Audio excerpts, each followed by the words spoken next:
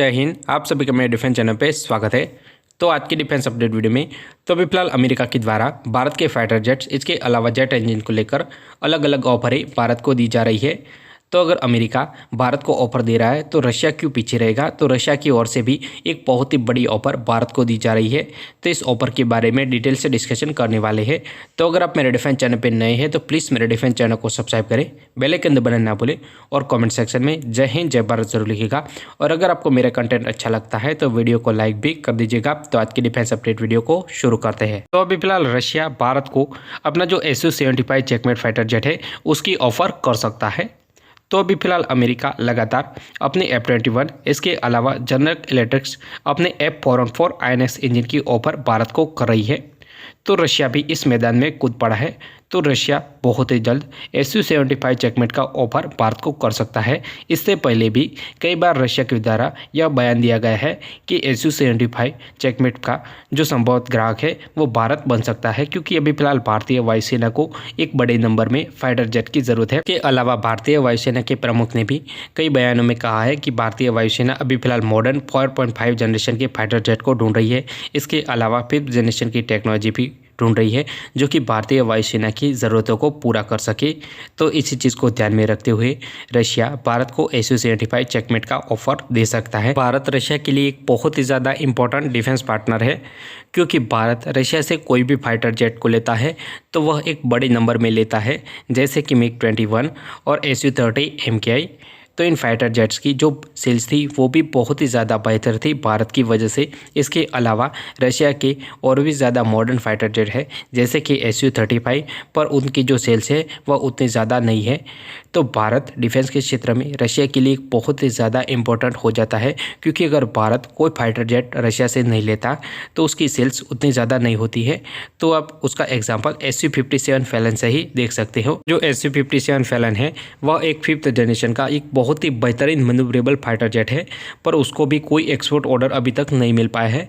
तो अब आप लोग यह कहेंगे कि यह फाइटर जेट अभी फिलहाल नया है, इसी वजह से इसको एक्सपोर्ट ऑर्डर नहीं मिल पाया है। तो जो Su-35 था वो भी एक बहुत ही बेहतर और मैन्यूवरेबल फाइटर जेट था, पर वेस्टर्न कंट्री के इन्फ्लुएंस इसके अलावा कई अन्य रीजन की वजह से उस फाइटर जेट का भी एक्सपोर्ट नहीं हो पा रहा था। ओवरऑल इससे हमें एक चीज़ ही पता लगती है कि अगर भारत रशिया से किसी भी फाइटर जेट को खरीदेगा तो उस फाइटर जेट की सेल बहुत ही ज़्यादा बढ़ जाएगी, और अगर भारत रशिया से उस फाइटर जेट को परचेज नहीं करेगा तो उस फाइटर जेट की सेल ठीक ठाक रहेगी या बहुत ही ज़्यादा कम रहेगी।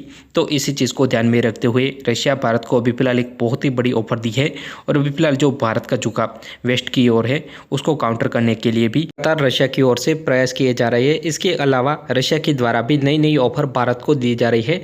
तो अभी फिलहाल रिसेंट में ही रशिया के द्वारा एक ऑफर दी गई थी कि Su-57 फैलन का जो रडार है वह भारत के सुपर सुखोई प्रोग्राम में यूज़ किया जा सकता है, पर इसके चांसेस बहुत ही ज़्यादा कम है। अभी फिलहाल भारत अपने दम से ही उत्तम मार्क 3 के सबसे एडवांस वेरिएंट को डेवलप कर रहा है जो कि सुपर सुखोई में लगने वाला है। तो अभी फिलहाल अपने टॉपिक के ऊपर वापस आते हैं। तो जो Su-75 चेकमेट है वह क्या भारत के लिए एक बहुत ही बड़ी ऑफर साबित हो सकता है या नहीं हो सकता है, तो इसके बारे में डिस्कशन करते हैं। तो अभी फिलहाल जो रशिया प्राइस बता रहा है Su-75 चेकमेट की, तो अगर उस प्राइस पे आता है तो डेफिनेटली भारत को इस फाइटर जेट को कंसीडर करना चाहिए कि इतने कम प्राइस में कोई भी 5th जनरेशन फाइटर जेट अभी फिलहाल अवेलेबल नहीं है। तो रशिया के द्वारा यह बताया गया है कि Su-75 चेकमेट की जो प्राइस रहेगी वो 25 से लेकर 30 मिलियन US डॉलर रहेगी। तो आप इस चीज़ को रफाल फाइटर जेट की प्राइस से कंपेयर कर सकते हैं। तो जो रफाल फाइटर जेट की प्राइस है वो 100 मिलियन US डॉलर के आसपास पड़ती है। तो यह फाइटर जेट कितना ज़्यादा चीप होगा, और अगर इस प्राइस रेंज के ऊपर आता है तो यह बहुत ही बड़ा सौदा हो सकता है। अभी फिलहाल कई लोगों के मन में यह सवाल उठ रहे होंगे कि क्यों ना MRP डील की जगह ही इस Su-75 चेकमेट को एक बड़े नंबर में एक्वायर किया जाए।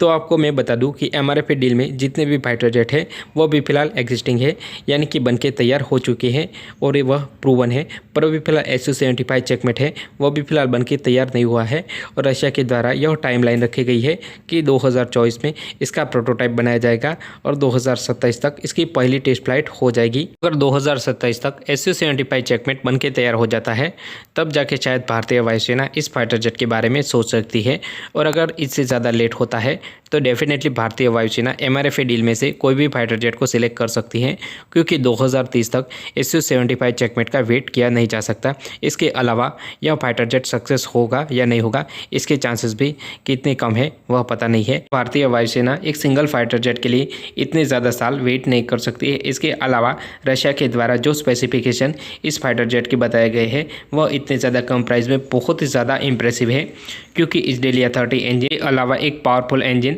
बहुत ही ज़्यादा इंप्रेसिव है और यह फाइटर जेट इस प्राइस और इस स्पेसिफिकेशन के साथ बनता है तो यह फाइटर जेट डेफिनेटली बहुत सारे कस्टमरों को अट्रैक्ट करेगा। अगर इस प्राइस और इस स्पेसिफिकेशन के साथ ही यह फाइटर जेट आता है तो डेफिनेटली भारतीय वायुसेना भी इस फाइटर जेट को कंसिडर कर सकती है। पर इस टाइम के लिए अभी फ़िलहाल यह फाइटर जेट की जो डील है वह भारत के लिए पॉसिबल नहीं है, क्योंकि अभी फ़िलहाल इमीडिएटली तौर पर भारतीय वायुसेना को एक बड़ी नंबर में फाइटर जेट चाहिए। तो अभी फ़िलहाल भारतीय वायुसेना MRFA डील में से ही किसी फाइटर जेट को सिलेक्ट करेगी। इसके अलावा अगर यह फाइटर जेट बन के तैयार हो जाता है टाइम से पहले तो डेफिनेटली भारतीय वायुसेना इस फाइटर जेट को भी कंसिडर कर सकती है।